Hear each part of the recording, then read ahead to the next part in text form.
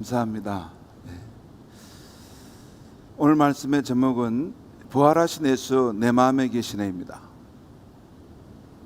우리가 인생을 살다 보면 풀리지 않고 답답했던 문제가 어느 순간 총체적으로 깨달아져서 아하 그렇구나 하면서 기뻐할 때가 있습니다.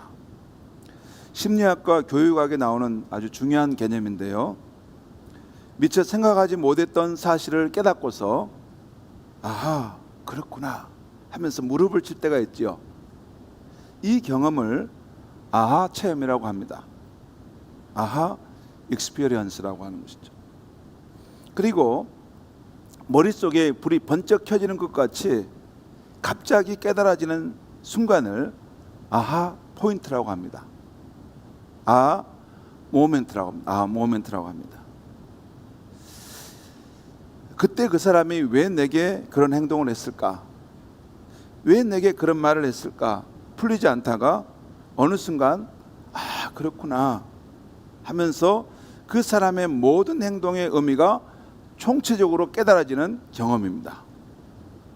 우리가 어렸을 때 우리가 어른이 돼서 뭐 바쁜 일을 하다 보면 가끔 이렇게 어린아이가 우리에게 뭘 이렇게 가져다 주려고 이렇게 하잖아요.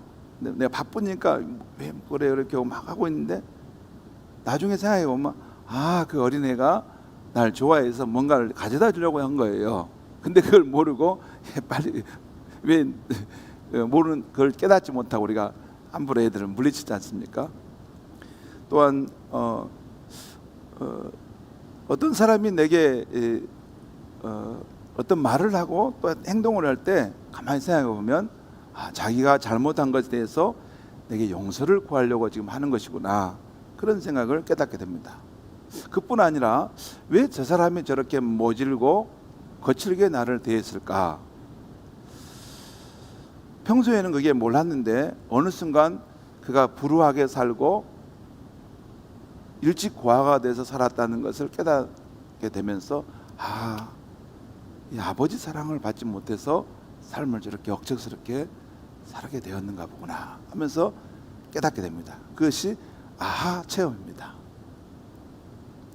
이 아하 체험은 우리 사람이 성장해 가는데 굉장히 중요한 겁니다. 이것이 체험됨으로써 우물한 개구리처럼 살던 그 인생이 그 넓은 세계로 나오는 것입니다.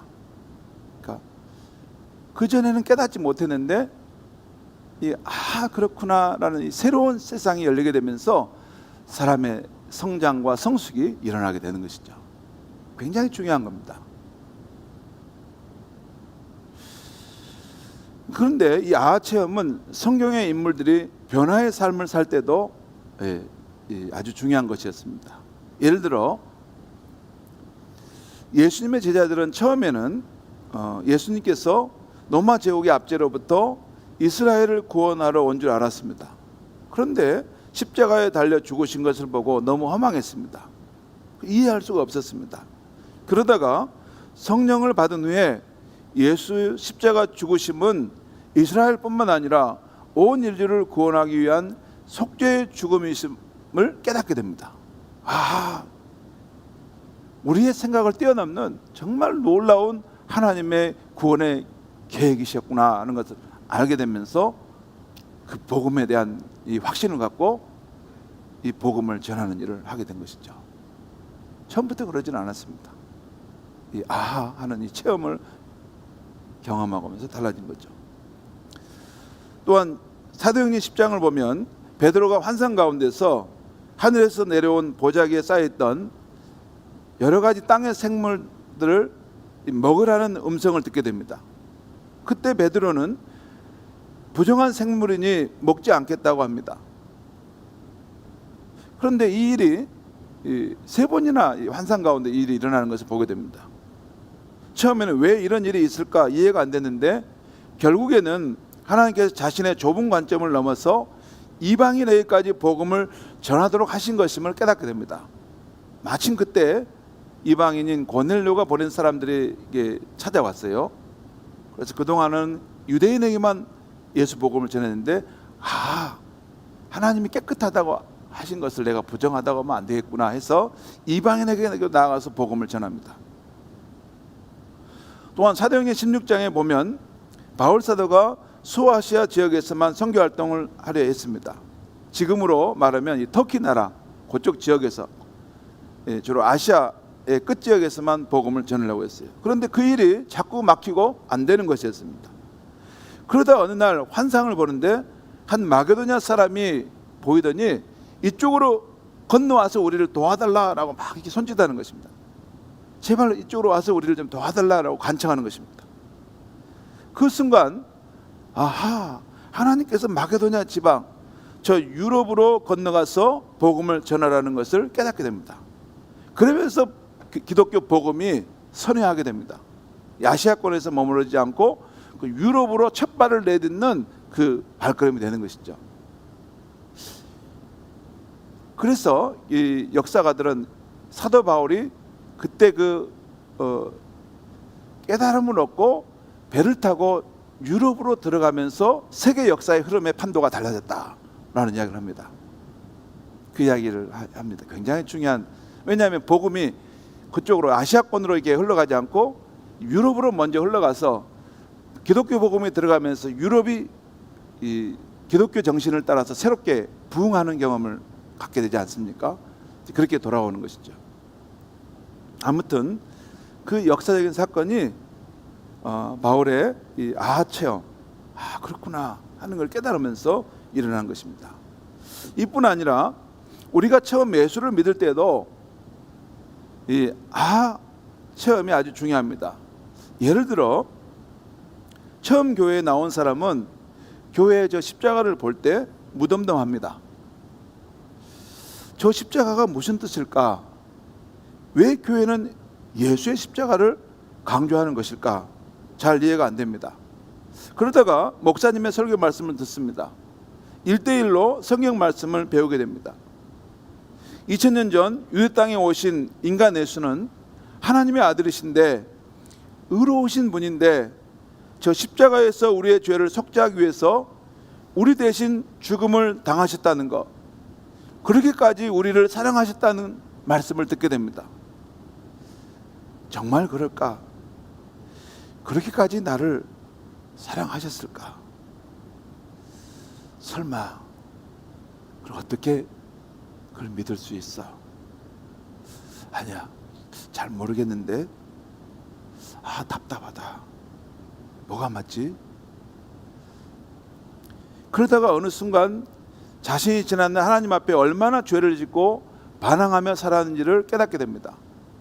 그러면서 동시에 이런 나를 살리시기 위해서 하나님의 아들 예수께서 십자가에서 죽으셨구나 하는 사실도 깨닫게 됩니다.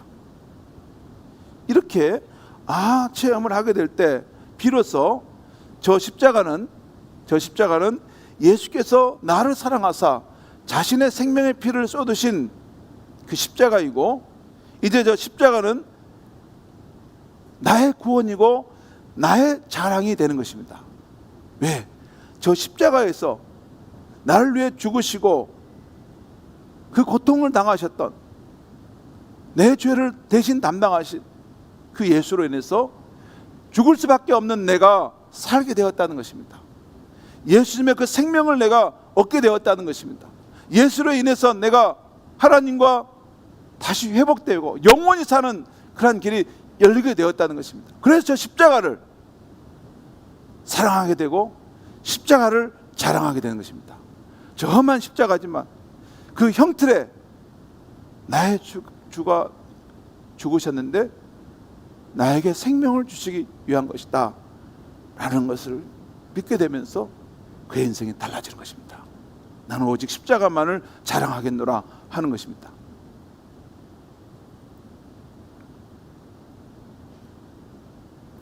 예수님이 십자가에서 피 흘려 죽으신 것은 원래 바로 그런 사람을 위해서 죽은 것이었는데 이제야 그 사람은 십자가의 사랑을 깨닫게 된 것입니다. 체험이 있음으로써 그렇구나, 이 경험이 없는 분은 아무리 십자가를 봐도 이게 도대체 모르겠는 것입니다. 예수가 십자가에 이렇게 피를 죽었다는 것이 그게 나하고 무슨 상관이야? 왜 저 이야기를 맨날 하는 것인지 그렇게 들릴 수밖에 없는 것입니다. 그런데 야체험이라는 것을 통해서 그 십자가를 사랑하게 되고 나의 가장 자랑하는 것이 되는 것이죠. 그런데 여러분, 그렇구나라고 하는 이 깨달음이 부활하신 예수님이 나와 함께 하신다는 것 속에서도 이게 체험되어야 한다는 것입니다. 오늘은 기독교의 최대 절기 중 하나인 부활주일입니다. 예수 그리스도께서 죽음의 권세를 이기시고 부활하심으로 우리 인류에게 부활의 소망을 주신 날입니다. 여러분, 예수님께서 죽음을 이기시고 다시 사셨다는 것은 소생하는 것이 아닙니다. 소생하는 것을 우리도 보잖아요. 사람이 죽은 줄 알았는데 이게 병원에 갔다가 보니까 이게 숨이 다시 돌아와 살아나는 사람 있지 않습니까? 소생했다 하더라도 그 사람은 다시 또 늙어서 죽습니다. 그렇죠? 근데 예수님의 부활하심은 전적인 새로운 생명으로 그 몸이 부활하신 것인데 그것은 영원히 살게 되는 생명인 것입니다. 그리고 우리가 그 예수님을 의지할 때, 믿을 때 그 영원히 사는 생명을 신자인 우리가 받아 누린다는 것입니다. 그것이 우리의 믿음입니다. 여러분, 왜 기독교는 예수를 그렇게 사랑하고 예수께 우리의 전 생명의 힘을 쏟는가? 예수님 안에 하나님께 주시고자 하신 모든 놀라운 축복들이 그 다 안에 있습니다. 가장 귀한 생명은 그 예수님의 생명을 우리가 받아 누리는 것입니다. 그래서 부활절이 그렇게 우리가 감격스러워 기쁜 것은 예수를 믿는 사람에게만 이것이 그렇게 깨달아지는 것입니다. 아무튼 예수 그리스도의 부활 생명이 저와 여러분 모두에게 충만하시기를 주의 이름으로 축원합니다. 오늘 우리가 누가복음 24장을 보았는데 여기에는 부활하신 예수님을 만난 사람들이 여기저기에 이렇게 많이 나옵니다. 먼저 바로 앞장인 누가복음 23장을 보면 로마 총독 빌라도가 불의한 무리들의 요구를 못 이겨서 예수를 십자가형에 내어줍니다. 결국 예수님은 십자가에 못 박혀 처형되시고 무덤에 장사되게 됩니다. 하루, 이틀, 사흘, 3일 동안 무덤에는 아무 일이 없었습니다. 3일째 되는 날, 그날은 유대인에게는 안식일 후 첫날이었습니다. 이른 새벽에 몇 명의 여인들이 예수 시신에 향품을 발라드리러 무덤을 찾아갔는데 놀랍게 시신이 보이지 않고 예수는 여기 계시지 않고 다시 살아나셨다 하는 소식을 듣게 됩니다. 여인들은 이 놀라운 소식을 달려가서 제자들에게 알립니다. 이 여인들의 이야기는 오늘 우리가 읽은 엠마오 마을로 갔던 두 제자가 예수를 만난 그 이야기의 바로 앞부분에 오늘 13절 그 이전에 누가복음 24장 1절에 12절까지 나옵니다. 그리고 오늘 우리가 봤던 그 이야기 다음에는, 그러니까 36절 이하에는 제자들이 모여 있는 곳에 부활하신 예수께서 나타나셔서 그들이 의심하는 것을 해소해 주시고 그들에게 부활의 증인으로 살아가라고 말씀하시는 내용이 나오고 있습니다.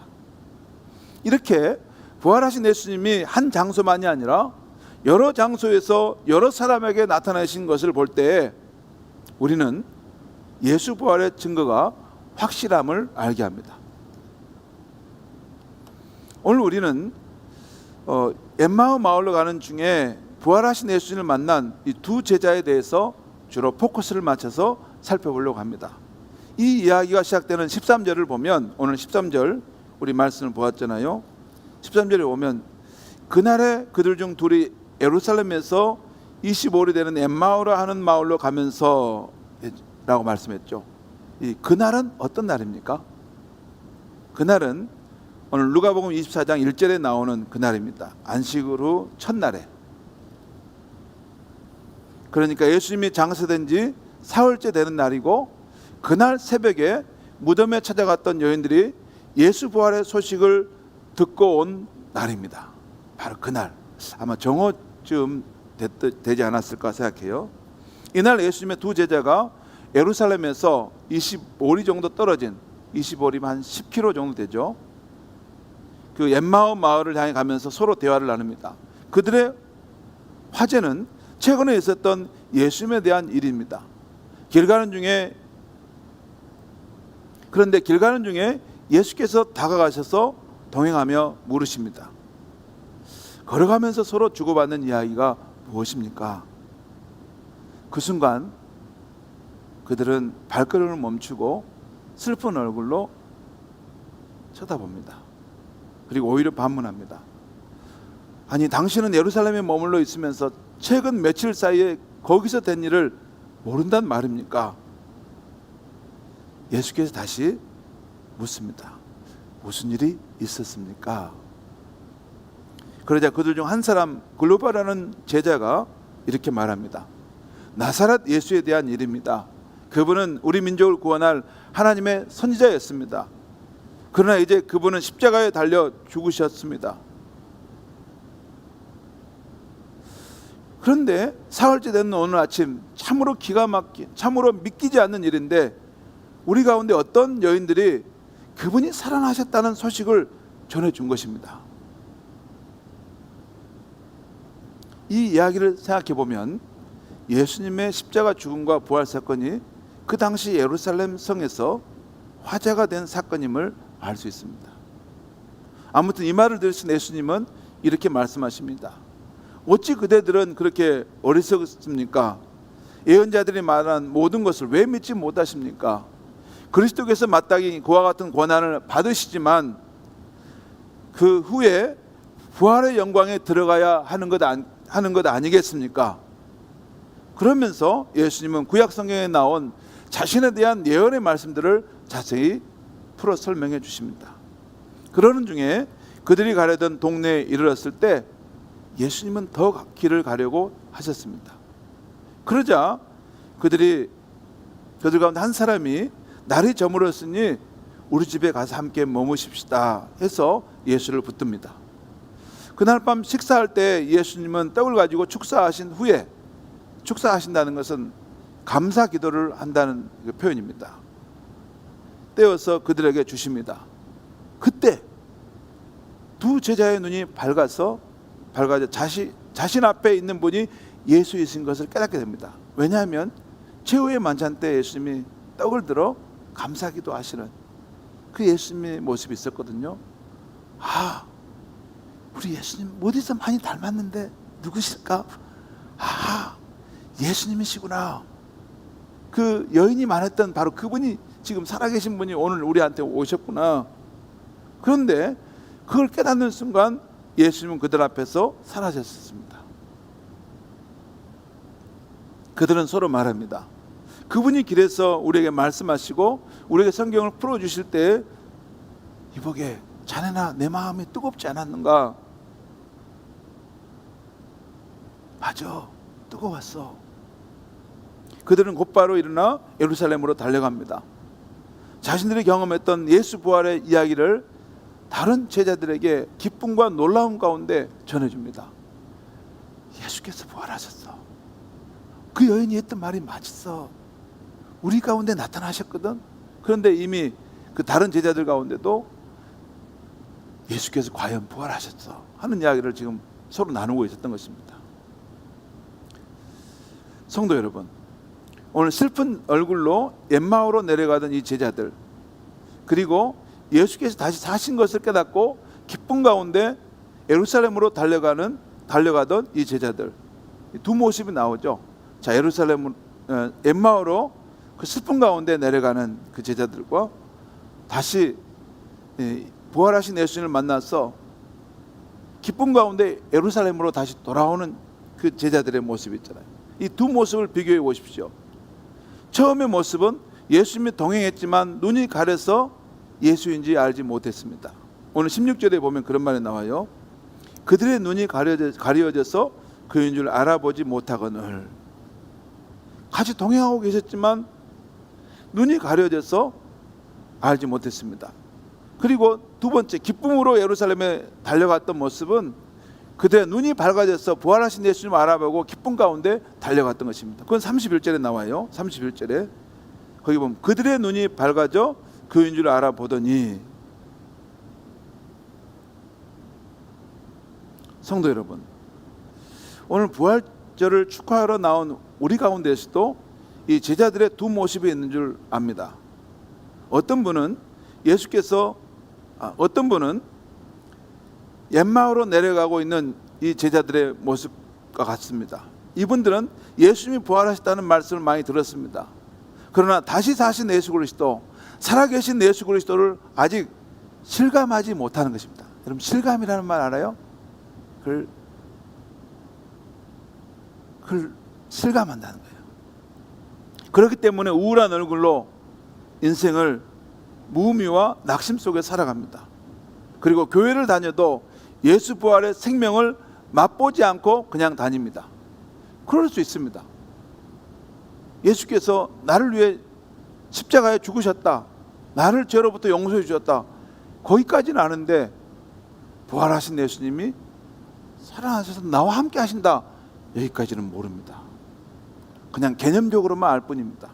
그런데 부활하신 예수님이 나와 함께 하심을 실감하면서 날마다 그분과 동행하며 사는 성도님들도 있다는 것입니다.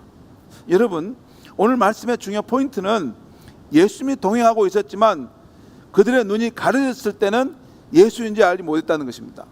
그리고 그들의 눈이 밝아지게 될 때 부활하신 예수님을 알아보고 그들의 마음은 뜨거워지고 기쁨이 밀려왔다는 것입니다.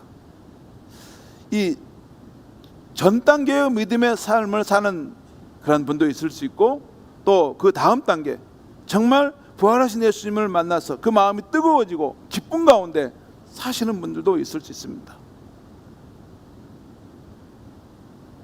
여러분,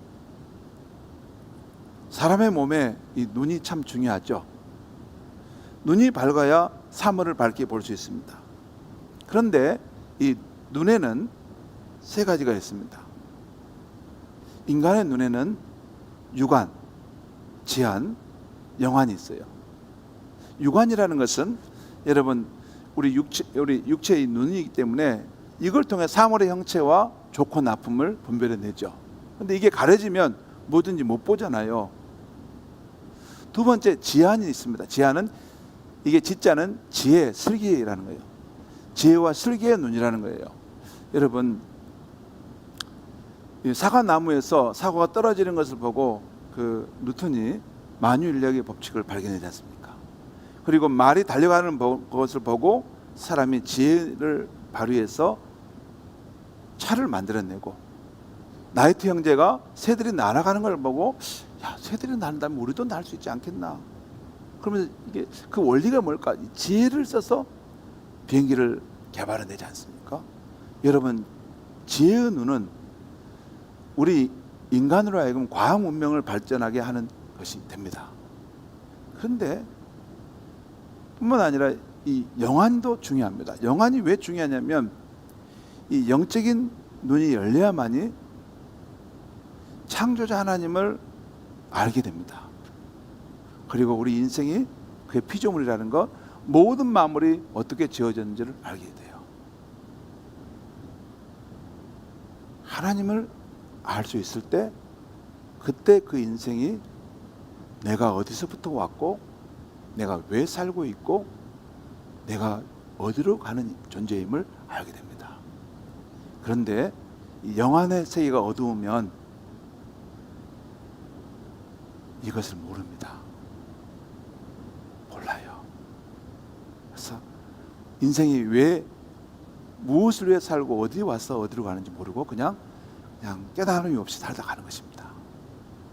그래서 영안을 가진다는 것이 굉장히 중요해요.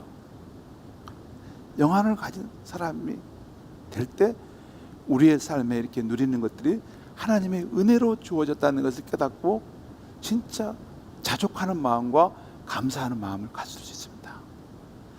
그 영안의 세계가 열리지 않으면 모든 것을 가지고 많은 축복을 받았으면서도 늘 불평하고 원망하고 사는 것입니다.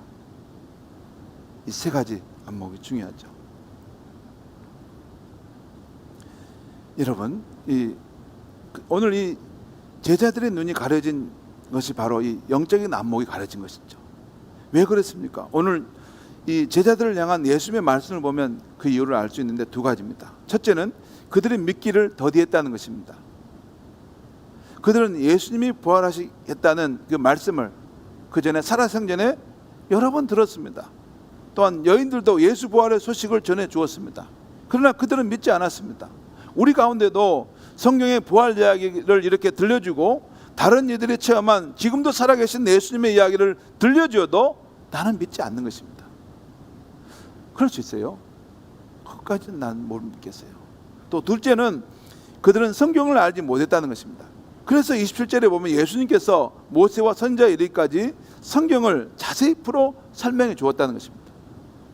다시 말해 그들은 성경 말씀을 분명하게 살펴보지 않았습니다. 성경에 대해서 막연히 알고 있지, 이 성경을 그냥 들고 다니고 어쩌다 한번 봤을 뿐이지, 이 성경에서 정말 그리스도께서 죽으시고 부활하셨다는 것, 그리고 그 뜻에 대해서 깊이 생각해 보지 않았다는 것입니다. 그래서 영적인 눈이 가려져 있다는 것입니다. 성도 여러분, 우리가 인생길을 갈 때 엠마오로 내려가던 제자들 같이 영적으로 눈이 가려져서 교회를 다닐 수 있습니다. 부활하신 예수님이 나와 함께 하심을 전혀 모르고 근심 가운데, 절망 가운데 맥없이 인생의 길을 걸어갈 수 있습니다. 지금도 예수께서 나와 동행하시며 함께 하시는데 그 동행을 전혀 모르고 인생의 길을 갈 수가 있습니다. 오늘 아침 여기 앉아있는 예배하는 여러분들, 여러분의 신앙생활은 어떻습니까? 오늘 본문에 나오는 두 제자는 예수님의 말씀을 듣고 예수님이 떼어주신 성찬을 받고 나서야 그들의 영적인 눈이 밝아졌습니다. 그 이후 그들의 인생의 방향은 바뀌었습니다.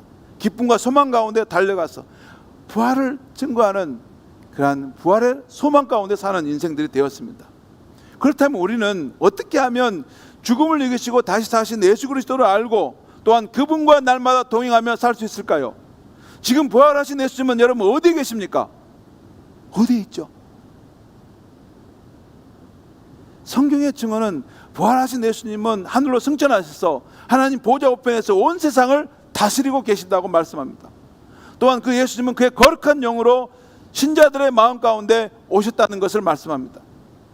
2000년 전 예수님이 육체로 계실 때는 임마누엘 하나님으로 우리 함께 하셨지만 예수께서 부활 승천하시고 성령으로 오신 후에는 저와 여러분 안에 내주하신다는 것입니다. 여러분, 이게 기독교입니다. 하나님은 우리와 함께 하실 때 임마누엘 하나님, 우리와 함께 하시는 정도가 아니라 더 깊이 우리 안에 들어오신다는 거예요. 우리 영혼 깊은 곳에 오셔서 그곳에 살아계시고 함께 하신다는 것입니다. 여러분, 예수님이 부활 승천하셔서 성령의 시대가 되면요, 성령의 시대가 되면 이 예수 그리스도의 영이 이 땅에 오시면 온 세상에 편만하게 임하십니다. 어느 곳에서나 다 계십니다. 예수 그리스도의 영은 어느 곳에서나 다 계세요. 여러분, 내가 혼자 외롭게 어느 곳에서 인생의 무거운 짐을 지고 애타할 때도 그 장소에 또 계시고, 내가 몸이 아파 병실에서 나 홀로 수술을 기다리며 두려움 가운데 있는 그때도 그 장소에도 부활하신 예수님은 영으로 그곳에 계십니다. 그런데 여러분, 더 중요한 건 말씀드립니다. 이 예수님은 그의 성령으로 온 세상에 충만하게 계시지만 동시에 저와 여러분의 마음속에도 들어와 계십니다. 뭐가 같냐면, 여러분, 공기를 보면 공기는 우리 밖에도 충만히 있지만 저와 여러분의 마음속에도 들어와 있죠. 예수님이 그 성령으로 오신다는 것은 공기라는 걸 말하는 건 아니에요. 공기와 같이 그런 특성을 가지고 있는데 보이지 않지만 온 세상에 충만하시고 동시에 저와 여러분의 마음속에 예수를 주로 믿고 의지하는 저와 여러분의 마음속에 성령으로 오신다는 것입니다. 그러니까 만약에 우리가 예수를 믿어도 성령으로 내 안에 오신 것을 인정치 않았다면 그것은 죄입니다. 그 죄는 회개해야 합니다. 그리고 요한계시록 3장 20절 말씀대로 예수님은 성령으로 내 마음에, 예수님을 성령으로 내 마음에 모셔들여서 일상생활 가운데 함께 사는 것입니다. 그리고 날마다 매 순간마다 예수님을 의식하며 예수님과 동행하며 사는 것입니다. 바로 사도 바울이 그렇게 살았습니다. 그래서 바울은 내게 능력 주시는 자 안에서 내가 모든 것을 할 수 있느니라. 네 안에 계신 그분의 능력 안에서 내가 모든 것을 할 수 있다 말했던 것입니다. 그리고 이제는 내가 사는 것이 아니요 내 안에 그리스도께서 사신 것이다 라고 확신 가운데 말씀할 수 있었던 것입니다. 사랑하는 성도 여러분, 부활절을 맞는다는 것은 기념으로 삶은 달걀 한두 개 정도를 먹는 날이 아닙니다. 부활절은 부활하신 예수님을 내 마음속에 거룩히 모셔드리고 새로운 삶을 사는 것입니다. 부활하신 주님과 함께 먹고 마시고 함께 살아갈 때 우리의 삶은 몰라보게 달라져 가게 되는 것입니다. 여러분, 이건 너무나 중요해요. 부활하신 예수님이 어디에 계시는가? 2000년 전에 부활하셨다는데 그 예수님이 어디에 계시는가? 어디에 계시는가? 어디에 계시는가? 그 예수님은 저와 여러분의 마음속에 성령으로 와 계십니다. 그것을 믿어야만이 우리의 삶의 근본적인 성화와 새로운 삶의 역사들이 시작되는 것입니다. 찬송가 162장 부활하신 구세주라는 찬송가가 있어요. 이 찬송가는 미국 장로교 목사인 알프레드 헨리 에클리 목사님이 작사 작곡했어요. 그런데 이 찬송가 이 후렴을 그 영어 찬송가를 번역하면 이런 내용입니다. 한번 보겠습니다. 그분은 살아계시네, 살아계시네. 그리스도 예수 그분은 오늘도 살아계시네. 그분은 어려운 인생 길을 갈 때에 나와 함께 걸어가시고 나에게 말씀해 주시네. 그분은 살아계시네. 살아계셔서 날 구원해 주시네. 누군가가 그분이 살아계신 줄 어떻게 아느냐고 내게 묻는다면 나는 분명히 말하네. 그분은 내 마음속에 살아계시네. 내 마음속에 살아계시네. 이게 찬송가 162장의 핵심적인 복음의 내용입니다. 사랑하는 성도 여러분, 우리를 죄와 죽음에서 구원하기 위해 그 험한 십자가에 죽으시고 다시 사신 예수님은 지금도 그의 영으로 우리 안에 함께 사심을 꼭 믿으시기 바랍니다. 그분은 우리가 답답하여 기도할 때 우리 앞에 길을 보여주십니다. 그분은 우리의 마음이 외롭고 힘들 때 나 혼자 두지 아니하시고 그곳에 함께하고 계십니다.